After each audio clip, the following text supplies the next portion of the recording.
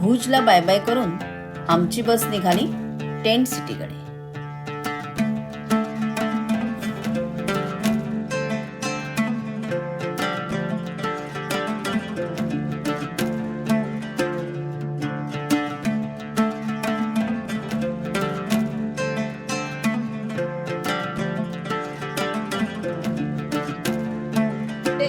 Tent सिटीला जाताना वाटेत एक 20 मिनिटाचा ब्रेक आहे आणि इथे हा फेमस मल्हार मावा सेंटर म्हणून आहे. इथला मावा खूपच फेमस आहे, खूपच छान आहे. ज्यांना गोड आवडतं त्यांच्यासाठी तर खूपच छान आहे. एकदम मस्त आणि गरम गरम आहे. छान चुंदा असतो ना बेळगावी चुंदा, तसाच आहे. तर मल्हार मावा सेंटर आहे. माझ्या मागे या साईडलाच मला गोड पिक्चर दिसतो. खूपच छान आहे. तर इथे आलात तर हा मावा जरूर ट्राय करा. आणि ज्यांना गोड आवडतं त्यांच्यासाठी तर घ्यायलाच पाहिजे.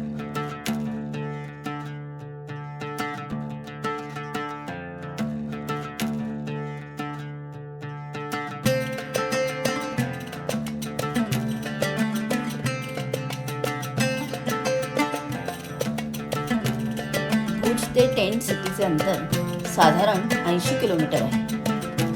जवळपास 2 ते 2.5 तासात आम्ही टेंट सिटी पाशी पोहोचलो.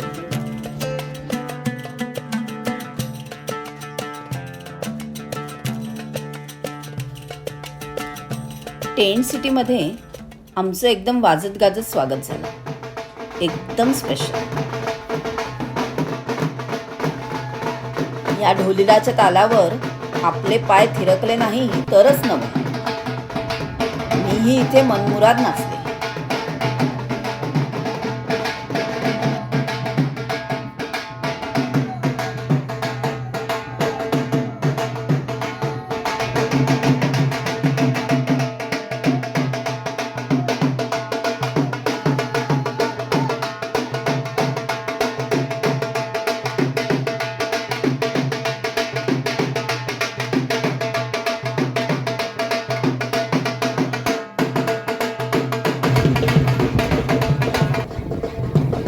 प्रवेशद्वारातून आत जाताच टेंट सिटीची भव्यता आपल्याला जाणवते. सुरुवातीलाच शॉपिंग एरिया आहे. इथे तुम्ही मनसोक्त शॉपिंग करू शकता.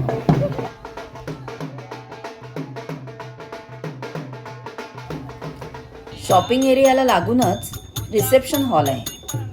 इथे परत एकदा आपले स्वागत करून आपल्याला आपला टूर प्लॅन पूर्ण समजावला जातो.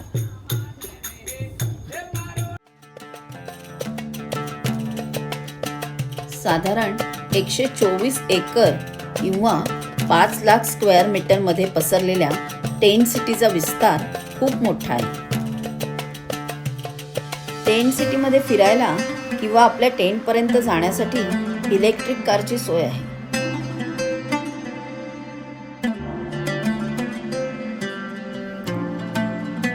इथे साधारण 9 ते 10 क्लस्टर्स असून अंदाजे 350 टेंट आहेत. Non AC, AC, deluxe, royal, दरबार असे टेंटचे अनेक ऑप्शन्स आपल्याला मिळतात. मंडळी, हा नॉन एसी टेंट आहे. नॉन एसी अशासाठी घेतला आम्ही की इथे एसीची गरजच नाही आहे. ॲक्च्युली बाहेर एवढा वारा आहे आणि संध्याकाळी प्रचंड गार होतं. आणि ज्या दुपारचा जो वेळ आहे तो आता आम्हाला थोडासाच अर्धा तास आहे, मग परत आम्हाला बाहेरच जायचं आहे. म्हणजे तिन्ही दिवस जे आमचे दुपारचा जो वेळ आहे त्या दुपारीच आम्हाला बाहेर पडायचं आहे तिन्ही दिवस. सो म्हणून आम्ही म्हटलं की नॉन एसीच घेऊयात. आणि तो थोडासा बजेट ऑप्शन पण आहे नॉन एसी टेंट. बरं, टेंटचं हे एका दिवसाचे 12,000 झालेत. म्हणजे इथे पर पर्सन पर डे असं घेतात. पर पर्सन म्हणजे आता मी आणि माझा नवरा आम्ही दोघं, तर जवळपास सगळे टॅक्सेस बिक्सेस हे करून 5,500-6,000 पर हेड झाले. म्हणजे दोघांचे 12,000 एका दिवसाचे झाले. 3 दिवसाचे 36,000 प्लस टॅक्सेस थोडेसे, GST हे ते असं हे पॅकेज आहे. हे नॉन एसी आहे. वॉशरूम स्पेशियस आहे. वॉशरूम काय एक रूमच आहे असं म्हटलं तरी चालेल, एवढी स्पेशियस आहे. इथे छान आरसा वगैरे दिला आहे, कंदील आहे. इकडे असे प्रशस्त 3 डायनिंग हॉल टेंट सिटीमध्ये आहेत.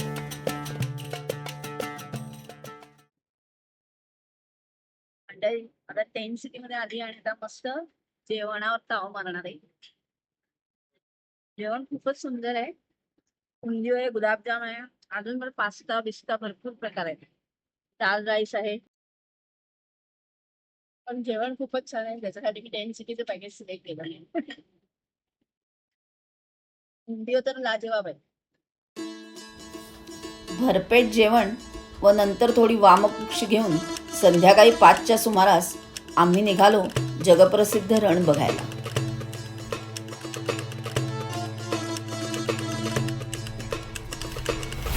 भारतात असलेल्या थरच्या वाळवंटाचा हा एक भाग. ही एक मीठ दलदल असून याला ग्रेट रण असेही म्हणतात. हे रण साधारण 7,500 स्क्वेअर किलोमीटर मध्ये पसरलेले आहे. पावसाळ्यात आलेल्या समुद्राच्या पाण्याचे बाष्पीभवन होते व नोव्हेंबर नंतर तयार होते मिठाचा थर असलेले रण.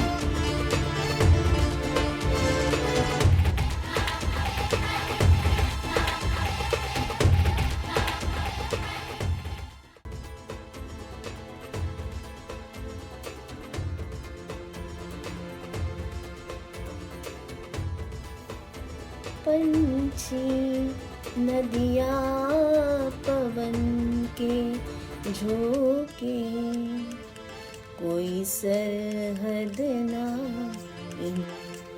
हेच ते रेफ्युजी पिक्चर मधलं रण ऑफ कच्छ. तर ना हे सगळं मीठ आहे, मीठ. एक चुटकी नमक की कीमत तुम क्या जानो रमेश बाबू.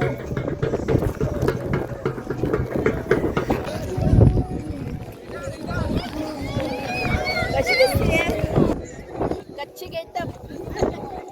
इथे फोटोग्राफी होती या ट्रेडिशनल ड्रेसमध्ये. सो मी घातले 300 रुपये चार्जेस आहेत.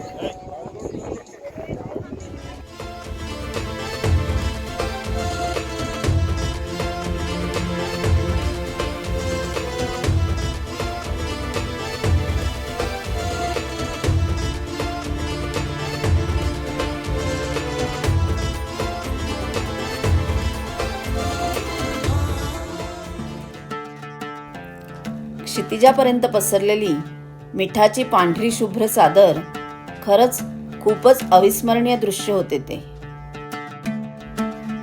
या पार्श्वभूमीवर सुंदर सूर्यास्ताचा अनुभव घेऊन टेंट सिटीकडे आम्ही परत निघालो.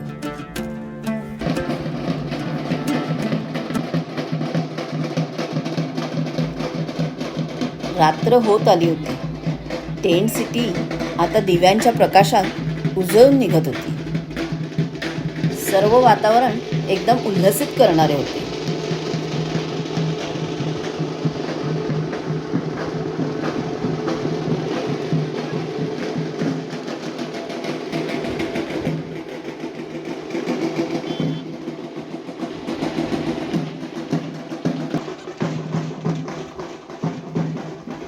रात्रीच्या जेवणाचा आस्वाद घेऊन पहिल्या दिवसाची सांगता झाली.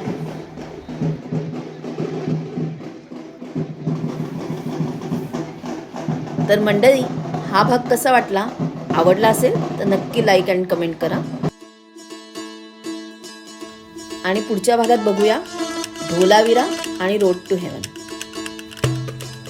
Thanks for watching. Thanks for your time.